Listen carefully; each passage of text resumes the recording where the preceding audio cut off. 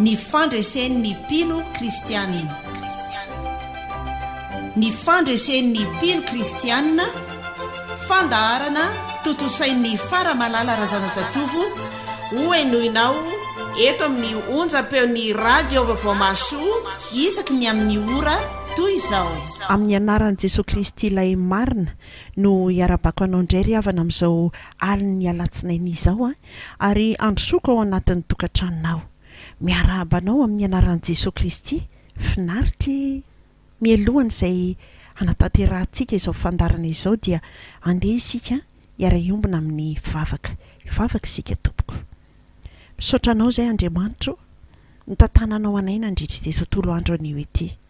Misaotra anao izay fa lehibe ny fitiavanao anay, ary na dia maloto azy izay eo anatrehanao, tsy marina, manao izay tianay atao indraindray, tsy manao ny sitraponao akory aza, dia mbola nitiavinao, mbola miala nenina aminay ianao Andriamanitro, satria nalefanao Jesosy Kristy ho famonjena izao tontolo izao, mba tsy misy ho very na dia iray aza. Misaotra fa tena fitiavana mandrakizay no nitiavanao anay, izany no nampaharetanao ny famindraponao aminay. Misaotra indrindra fa tena tianay ianao ary aoka ny fanahinao masina tena hiasa mahery ety anatinay, mba hahatonga anay tsy hanjay ny andro lava fa hiverina faingana, hitodi-doha eo aminao, hibanjina anao Jesosy Kristy ilay tompo ao finoanay sady mpanify izany, tsy hiondrika ao anatin'ny olana sy ny ady sarotra fa hitraka kosa hijery anao mba ho velona izahay, satria ianao no nilaza fa mijery ahy dia ho velona ianareo. Dia izany fanahinao masina izany no angatanay indrindra hanadio ety anatinay, hanafy anay amin'izao alina izao, ary hanokatra ny vavahady-tsainay rehetra mba hahafantaranay sy hahatakaranay izay hitantananao anay amin'ny taridalana izay tianao aroso aminay amin'ity alina ity. Dia mitenena ary tompo fa miaino ny mpanomponao. Amen. Eny ary ry havana, misaotra an'Andriamanitra lehibe isika fa madiva amara-parana izao taona izao.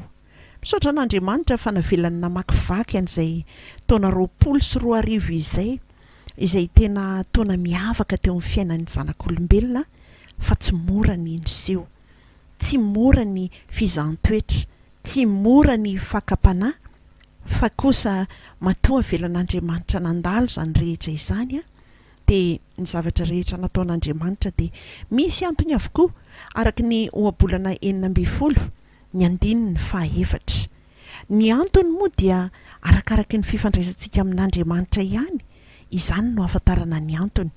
Fa mety antony aminao tsy antony amiko, ny antony amiko tsy antony aminao, fa dia izany no ikambanantsika tsy hanapahana ny fifandraisana amin'Andriamanitra, mba hahafantarana mandrakariva ny sitrapon'Andriamanitra ao anatin'ny zavatra rehetra izay mitranga. Anio ary sika ry havana dia andeha hijery taridalina vaovao indray ary ny lohatenin'ny taridalina dia arak'izay voarakitra ao amin'ny Jaona 9 ny 1:30 sy 2:30. Vakiko aminao zany amin'ny anaran'i Jesosy, Jaona 9 ny 1:30 sy 2:30. Dia hoy Jesosy tamin'ny Jiosy izay nino azy: raha maharitra amin'ny teniko ianareo dia ho mpianatra tokoa, ka ho fantatrareo ny marina, ary ny marina ahafaka anareo tsy ho andevo. Amen. Izany tenin'Andriamanitra izany ry havana no lohatenin'ny taridalantsika anio. Jesosy no miteny an'izany eto hoe raha maharitra amin'ny teniko ianareo ozy izy dia ho mpianatra tokoa. Izany hoe rehefa nandray an'i Jesosy Kristy ho tompo sy ho mpamonjy ny fiainantsika isika dia misy fifandraisana amin'Andriamanitra, misy fifandraisana amin'ny Jesosy Kristy, ary rehefa mifandray izany dia misy resaka hifanaovanao. Jesosy dia tsy hoe olona hitantsika vatana tahaka izao, fa ny andrenesantsika azy dia amin'ny alalan'ny famakiana Baiboly, amin'ny alalan'ny mpanompony izay irahany mitoriteny na manambara ny sitrapon'Andriamanitra. Ary dia tena ilaina fantarina meloa ry havana izany tenin'Andriamanitra izany, ny tenin'i Jesosy Kristy fa izany no fiomanana ho antsika ho an'ny zavatra rehetra izay mitranga. Eto dia mahatsiaro ny tantaran'ny Jeremia mpaminany. Jeremia ange rehefa natsoan'Andriamanitra ho mpaminany ary andeha hanafaka ny zanak'Israely amin'ny fahababoana, dia mbola tsy nanomboka akory ny asa fanirahana izay nanaovan'Andriamanitra azy. Dia neny Jeremia nataony tonga aloha hoe Andriamanitra tsy mahay mandahateny ange aho fa mbola zazy. Dia ozy Andriamanitra mantsy azy hoe aza miteny ianao ozy izy hoe mbola zaza, fa izay rehetra nirahako anao ange no andehananao ary izay rehetra andidiko anao ihany no ambaranao. Dia aza matahotra fa momba anao aho ozy Andriamanitra tamin'ny Jeremia ary amonjy anao. Manome antoka ry havan'Andriamanitra tamin'ny Jeremia melohany izay andehanany, ary mbola nanampin'Andriamanitra azy ny teniny arak'izay voasoratra ao amin'ny Jeremia 1 ny 9:7. Izao ny vaky ny amin'ny anaran'i Jesosy. Indro efa nataoko eo am-bavanao ny teniko, ary indro aho manendry anao izao andro anio izao anapahefana ny firenena sy ny fanjakana, anongotra sy anjera sy andrava, ary androdana ary anorona sy amboly. Dia dinganiko ery amin'ny 7:10 ery manao hoe fa ianao kosa dia misikina ary miomana, ka lazao aminy izao rehetra andidiko anao izao. Aza matahotra ireo, fa andreo dia ataoko raiky tahotra eo anatrehany ianao. Dia mandingana indray ary havana ery amin'ny 7:7 amin'ny toko voalohany ihany hoe fa hiady aminao reny nefa tsy ahaleo anao satria momba anao aho, amonjy anao aho hoy Jehova. Zany ny tenin'Andriamanitra melohany izay andehanany Jeremia. Jeremia tsy hoe vonandreny fanirahan'Andriamanitra dia eny ary lasa ary andeha tena ny fampiresaka tamin'Andriamanitra, ary nazoto izy ny fampiresaka tamin'Andriamanitra. Ka isak'izay nisy ady sarotra raha mamaky an'io Jeremia manontolo io ianao dia makeo amin'Andriamanitra mandrakariva izy. Ny hoavy aza mbola nampahafantaran'Andriamanitra azy araky ny tenin'Andriamanitra voarakitra any amin'ny Jeremia 7:20 ny 1:12 hoe ny hoavy no anontanio aho izy Andriamanitra. Dia nizotra ny lalan'i Jeremia ary nanana fandresena izy na inona fa alehibiazan'izay fahavalo rehetra teo anatrehany. Satria naninona? Satria naharitra tamin'ny tenin'Andriamanitra izy. Zange ozy Andriamanitra mahatsiaro ahatanteraka ny teniko izany no ampirisihana antsika mandrakariva ry havana hamaky an'io baiboly io, fa Andriamanitra miteny amintsika io. Fa raha vao tsy mamaky baiboly ianao, tsy mazoto an'izany mifandray amin'Andriamanitra izany, dia ho sasatry ny hokivy ianao satria ny fiainantsika mpino kristianina dia tsy afaka ady. Raha vao miditra ao anatin'ny valan'i Jesosy Kristy ianao, miditra ao anatin'ny fianakaviam-ben'Andriamanitra ianao, dia tsy mitsahatra miady fa ny fotoana izay hidirana amin'izany no fanombohan'ny ady ry havana. Ady isan'andro, ary raha mbola velona dia misy ady hatrehana foana ny mpino kristianina mandra-piala ety amin'izao tontolo izao ety. Fa inona ny antony? Ka tsy zaka ny devoly anie isika nanolo-tena ho an'i Jesosy Kristy dia mamelatra velam-pandrika eny amin'ny lalana rehetra izay alehantsika eny ny devoly, aminganana isin'ny ady mafy mba ahafahana miala eo amin'i Jesosy Kristy, mba ahafahana tsy maharitra amin'ny tenin'i Jesosy Kristy. Fa ny olana sy ny fahoriana izay misy anie tsy mateza eo amin'ny fiainantsika raha ohatra ka tsara fifandraisana amin'Andriamanitra tsika. Miala mainy reny rehetra ireny. Izany no voalaza ao amin'ny Petera 1:5 hoe rehefa niaritra fahoriana vetivety ianareo dia izy no hatanteraka sy ampiorina ary ampitoetra anareo. Io Andriamanitra io te ampiorina zavatra ao anatintsika ry havana, te ampitoetra zavatra ao anatintsika. Inona ilay zavatra? Ny fanahiny, ny sitrapony, ary dia ampandalovina fahoriana, ampandalovina fizahan-toetra, ampandalovina nyreny fakapana maro isan-karazany reny mba hananantsika fandresena mba ahafahantsika tena miorina amin'ny finoana mitoetra ao amin'Andriamanitra ary tsy miala ao amin'Andriamanitra intsony. Eo anatrehan'izay zavatra rehetra mitranga amin'ny fiainana nefany raha tsy ampy ny famakiana baiboly, afantarana ny tenin'Andriamanitra, iresahana amin'Andriamanitra, andrenesana ny feo an'Andriamanitra, dia ho ketraka ianao, dia ho kivy ianao. Zany ingeny mahatonga an'ireny olona kivy be ireny. Raha vao mpino kristianina na dia milaza aza fa mandray an' Jesosy Kristy ho tompo sy ho mpamonjy ny fiainany ka miteny fotsiny hoe kivy, dia olona tsy ampy tenin'Andriamanitra izy izay. Milaza ny hoe miravoravo tanana na milaza ny hoe tsy hitako intsony izay atao, olona tsy ampy tenin'Andriamanitra izy. Matoa miteny an'izany satria raha ampy tenin'Andriamanitra izy dia ny tenin'Andriamanitra no fefy mieloha manodidina antsika. Jereo nge Andriamanitra tamin'ny resaka tamin'ny Jeremia teo hoe momba anao aho izy ary na iza fahavalo hiady aminao dia tsy ahaleo anao ireny, satria izany momba anao izy Andriamanitra. Jeremia lay tsy mba nahay ny teny, tsy mahay mandahan-teny satria mbola zaza, napetraka Andriamanitra teo ambavany ny teny ary dia niza fahavalo miantsy azy dia hainy ny mamaly azy satria momba azy Andriamanitra. Izay ny fifampiresahan'izy sy Andriamanitra, izany hoe raha tsy tafaresaka tamin'Andriamanitra mialoha Jeremia dia ho resy tany anady satria ady no andeha hatrehana. Fa Andriamanitra lay efa nanome toky azy fa omba azy, ary fantatry Jeremia tsara io Andriamanitra io fa Andriamanitra mpiady mahery, Andriamanitra tompon'ny hery sy ny fahefana ary mitohy amin'ny daholo ny fahavalony rehetra. Araka ny Salamo 4:7 dia say i Jeremia niatrika ny ady.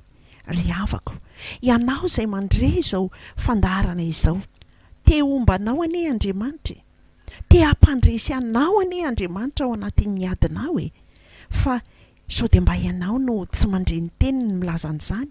Hanika tsy mahazo toky ianao, hanika miravoravo tanana ianao, raha vao misy ady hatrehana dia tsy sahanao akory ny manatrika an'izany ady izany, fa miambo ady ianao satria tsy fantatrao ilay Andriamanitra izay mitantana ny fiainanao, satria tsy nifampiresaka tamin'Andriamanitra ianao.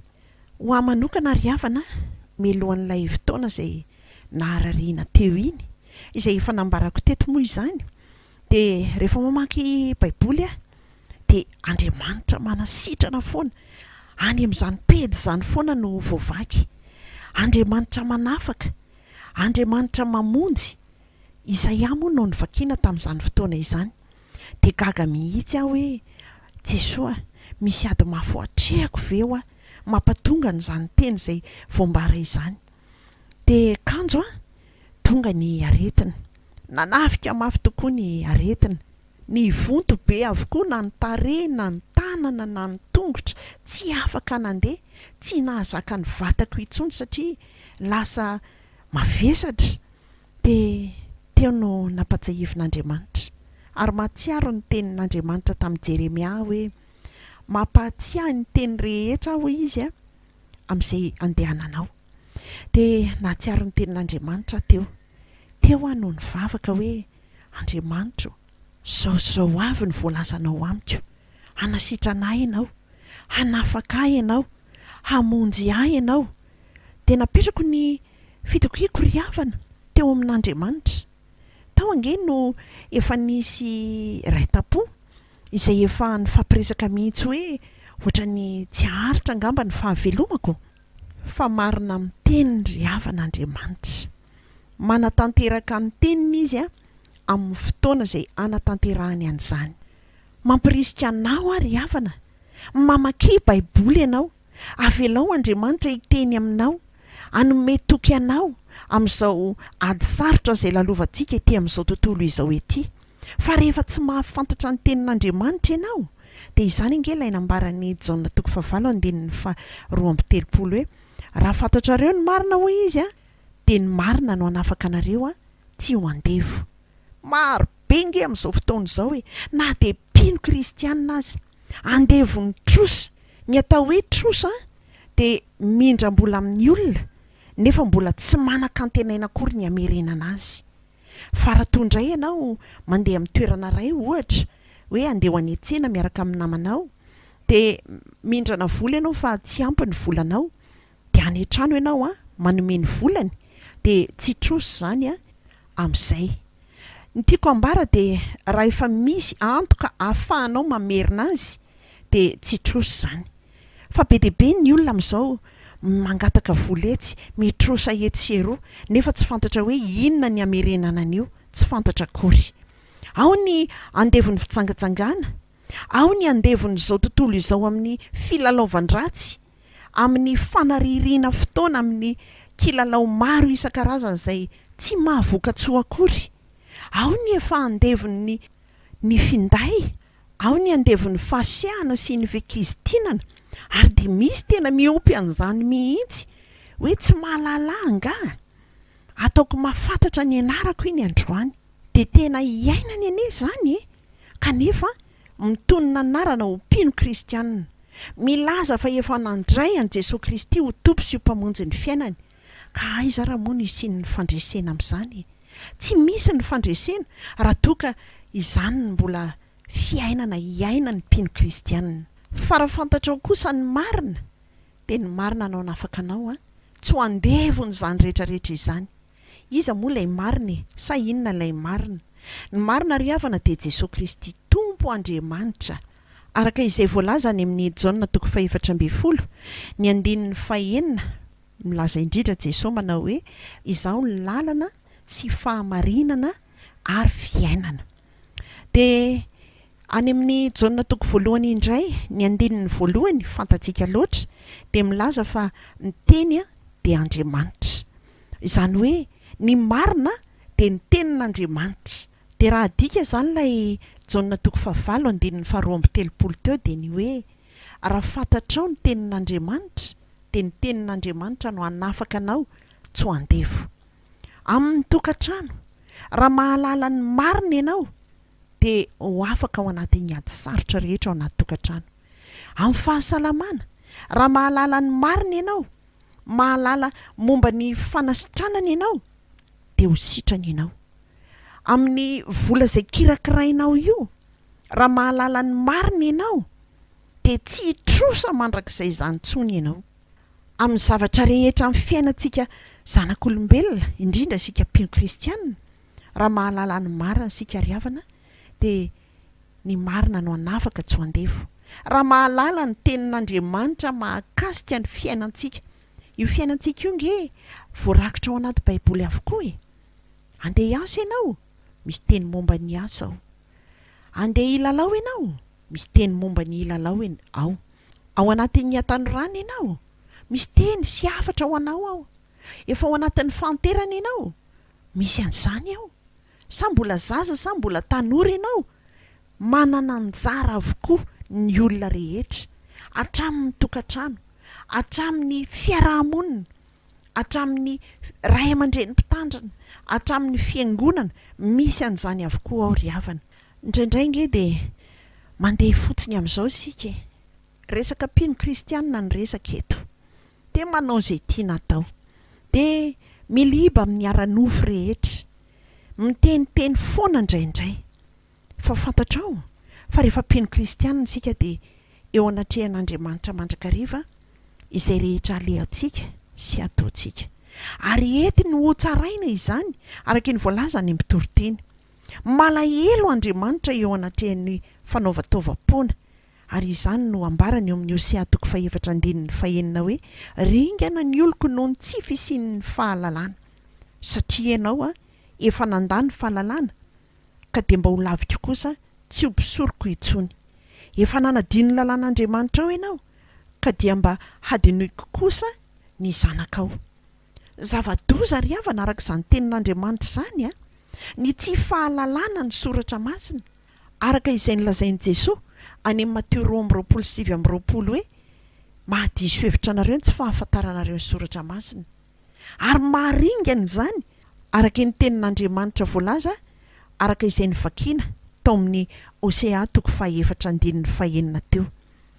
Betsaka ny mandany tenin'Andriamanitra rehefa tojo ny ady sarotra nga zany vitan'izay voalazany ao anaty baiboly fotsiny dia eo dia maniry eo ny hevitra ny hoe Andriamanitra ranga tsy manampy izay tsy manampy ny tenany fa aiza anaty baiboly nefa misy an'izany fa zay manda ny fahalalana dia ho laviko kosa ozy Andriamanitra ary zay manadino ny lalàn'Andriamanitra dia mba ho adinoin'Andriamanitra kosa ny zanany efa ozona ne zany no hiatry Andriamanitra anadino zany ve inona no hitranga aminao zava-doza dia manamafy eto ry havana aza tao atsirambina re ny fiainona ny tenin'Andriamanitra mandrakariva rehefa misy olana dia za efa nivavaka fa mbola tsy mivaly foana hatramin'izao ary ny fiainona ao an'Andriamanitra mitovy faharetana tamin'ny vavaka izay nataonao ve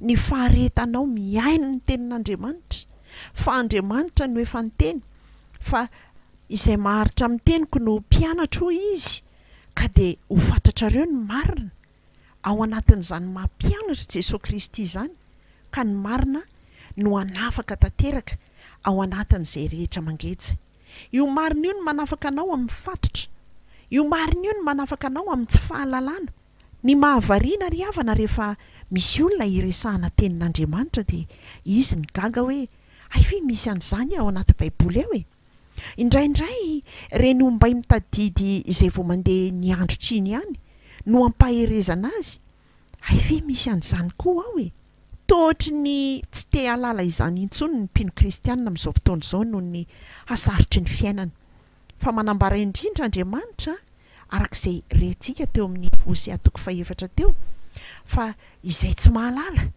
dia tsy mahalala azy koa Andriamanitra atsaro ary ry havana manomboka izao ny mierikerikety seroa raha toa malalaka ny fotoananao araka izay azonao atao vakio ny baiboly ankoatra ny fotoana izay efa ifanaovanao sy ny tompo araka ny programanao ihany ifampiresahanareo izany ambarako anao izany aza mitady ny rary ny etsy seroa ianao fa misy anie dia mandeha hitantara amin'ny olona etsy hoe mba fantatrareo moa no nanjoanay anao inona izy miteny an'izany hitady tsetsetra sy fitserana amin'ny olona hitady fahamarinana ihany koa eny amin'ny olona izay hitantarana fa ny ambarako anao dia izao hoe rehefa misy ny zavatra mitranga eo amin'ny fiainanao ao amin'ny ankonanao amin'ny zavatra rehetra izay ataonao na any am-piasana na eny amin'ny fiarahamonina dia mazotoa mandrakariva ry havana arak'ilay voasoratra ao amin'ny Romanina 4:7 mametraka ny fanontaniana hoe fa ahoana hoy ny soratra masina dia ny atao eo anatrehan'ny zavatra iray izay mitranga mangina aloha miato kely aloha dia antanio arak'izay voalaza ao amin'ny Hebreo 4:7 tapa voalohany hoe ahoana hoy ny soratra masina amin'izao zavatra izay mitranga amiko izao tsy alemy ianao tsy ho kivy ianao raha toka efa zatra fifandraisana amin'Andriamanitra efa zatra ny aino ny tenin'Andriamanitra efa zatra ny mamaky baiboly fa tonga dia apatsahivy ny fanahy masina ao aminao hoe izao no atao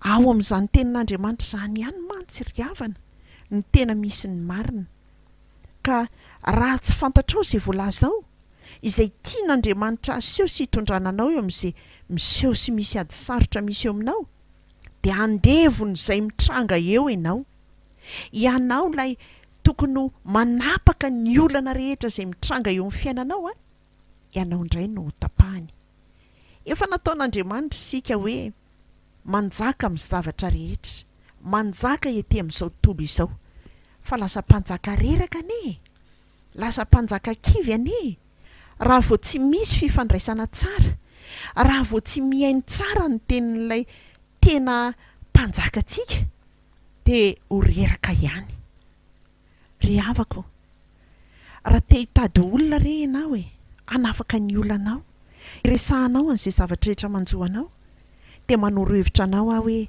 Andriamanitra aloha ny tedavo fa rehefa mahita an'Andriamanitra ianao dia Andriamanitra mikasika ny fonao Andriamanitra mikasika ny foniny fahavalonao.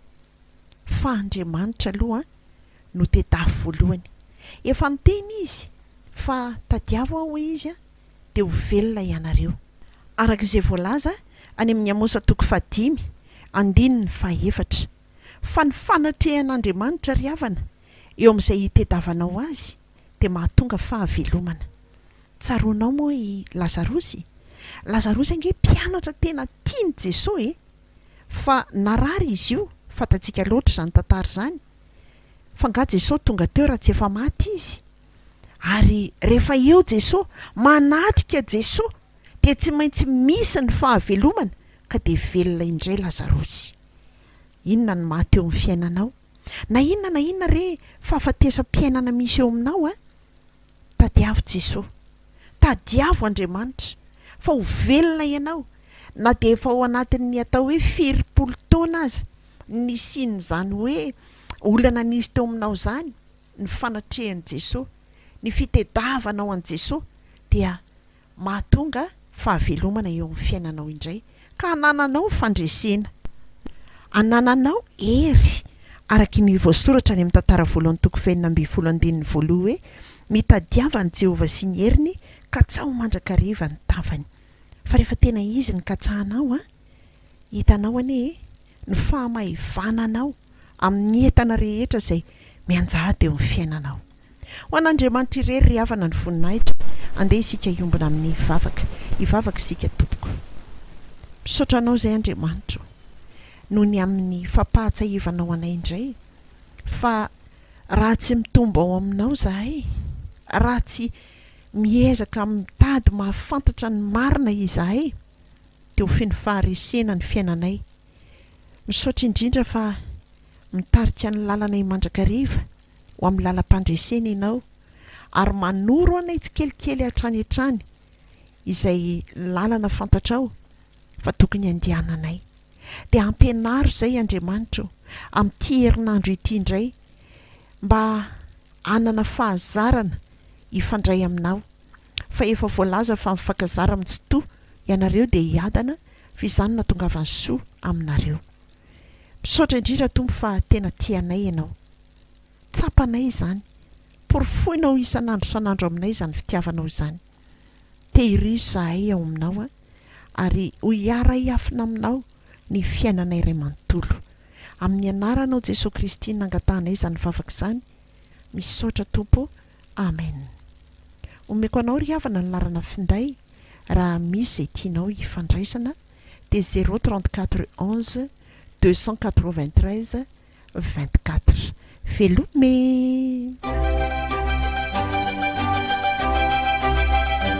Noenoinao teo ny fandaharana ny fandresen'ny mpino kristianina.